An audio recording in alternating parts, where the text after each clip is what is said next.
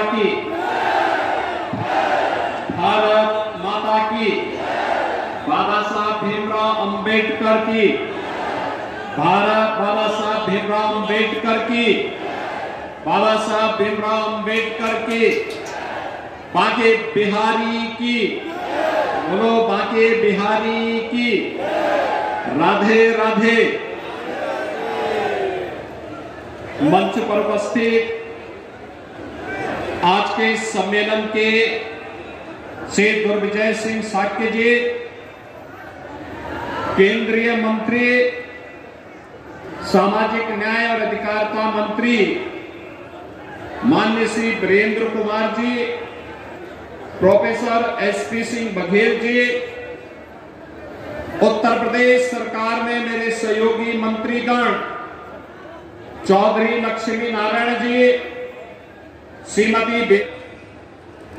माननीय सांसद श्री राजवीर सिंह राजू भैया,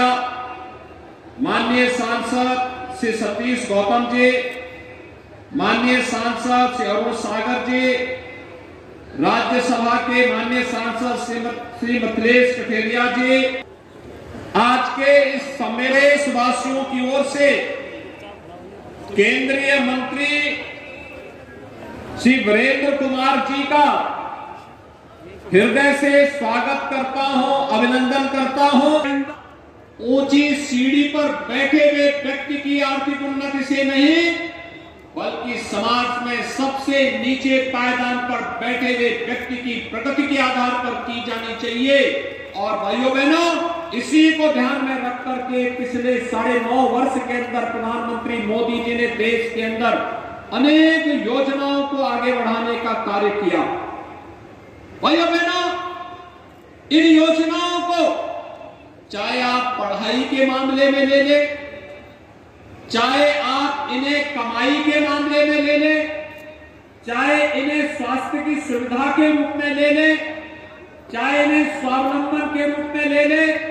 अलग अलग प्रकार से इन योजनाओं को समाज के अंतिम पायदान पर बैठे हुए व्यक्ति की बैंक में अकाउंट खोल करके भ्रष्टाचार मुक्त व्यवस्था देने का एक अभिनव प्रयास। आज आप देखते होंगे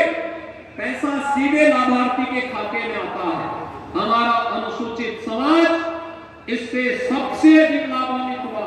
क्योंकि जब अनुसूचित ने कभी श्रीमद् भगवत गीता जैसा महाग्रंथ हमें देकर के हम सब के लिए एक नई प्रेरणा और प्रकाश का पुंज देकर के आगे बढ़ाया था, इसके माध्यम से हम अपने उन पूर्वजों के प्रति, जिसमें संत रविदास जैसे महापुरुष हैं, जिन लोगों की प्रेरणा से समाज ने भक्ति के माध्यम से शक्ति की एक नई धारा का प्रवाह किया। चाहे वह शौचालय देने के कार्यक्रम हो, चाहे वह देश के अंदर 10 करोड़ गरीबों को फ्री में एक शौचालय उपलब्ध कराने का कार्य रहा हो, या फिर 4 करोड़ परिवारों को प्रधानमंत्री आवास योजना के साथ जोड़ करके एक आवास उपलब्ध करवाने का कार्यक्रम, स्वास्थ्य बीमा का फ्री की सुविधा के साथ जोड़ने का ही एक अभिनव प्रयास होता है। ये वही प्रयास है जिसके माध्यम से समाज को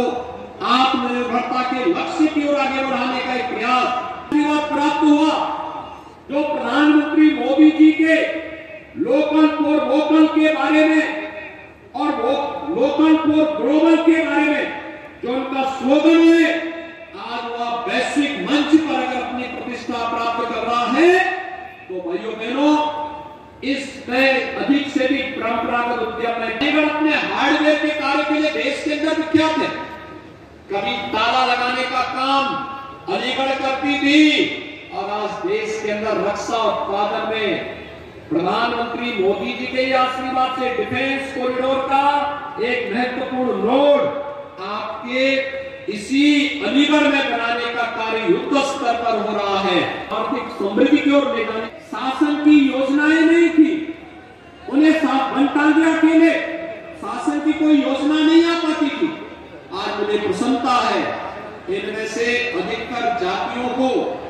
केंद्र और राज्य सरकार की 100% योजनाओं से आच्छादित कर दिया गया है कि अखंड रामायण के माध्यम से हम समाज को जोड़ने का काम करते हैं। ये कृतज्ञता ज्ञापित है उन ऋषियों के प्रति, उन संतों के प्रति, उन महापुरुषों के प्रति जिन्होंने समाज के एकीकरण के लिए, समाज के सुरक्षा के लिए और समृद्धि के लिए इसके अंदर होता है। आज इन्हीं योजनाओं को प्रभावी ढंग से लागू कर उत्तर प्रदेश में 14 लाख ऐसे पटरी व्यवसायी हैं जिन्हें सीधे बैंक से जोड़ने का कार्यभार सरकारों के उसे कर्ज से पूरी तरह मुक्त करने का काम किया गया। आज इन्हीं योजनाओं का परिणाम है कि 75 लाख परिवार उत्तर प्रदेश में ऐसे हैं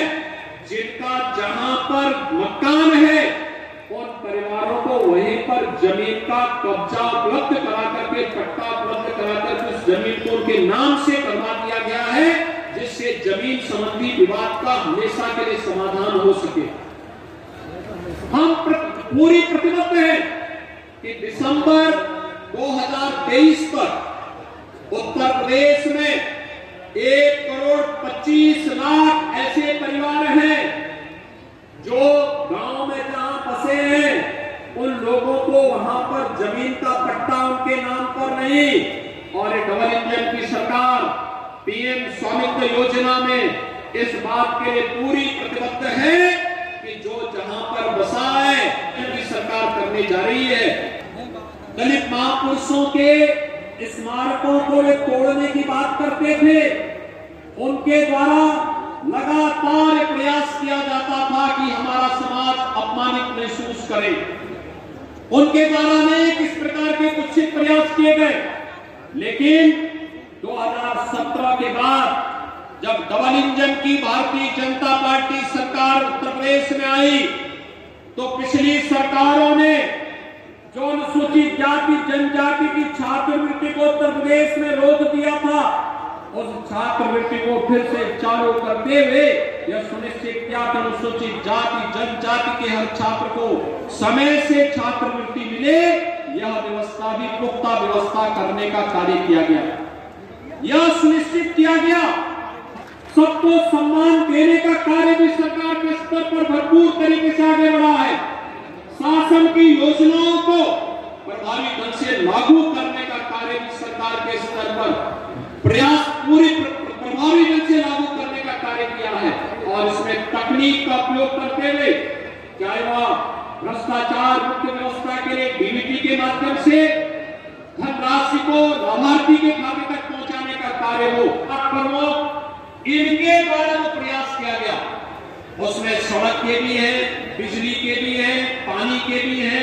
शिक्षा के भी है, स्वास्थ्य के भी है, वोकेशनल एजुकेशन के भी है, टेक्निकल एजुकेशन से जुड़े हुए भी है। आज के सामाजिक सम्मेलन के अवसर पर तो मैं शारदीय नवरात्रि की अपनी बधाई देता हूँ, शुभकामनाएं देता हूँ और विश्वास व्यक्त करता हूँ कि जगत जननी मां भगवती का आशीर्वाद आप सब पर, हम सब पर इसी प्रकार से बनी रहे। हम नित नई विकास की योजनाओं को प्रदेश के लिए लाते रहे। आप सबके प्रति मेरी शुभकामनाएं। धन्यवाद। जय हिंद। बहुत बहुत धन्यवाद माननीय मुख्यमंत्री।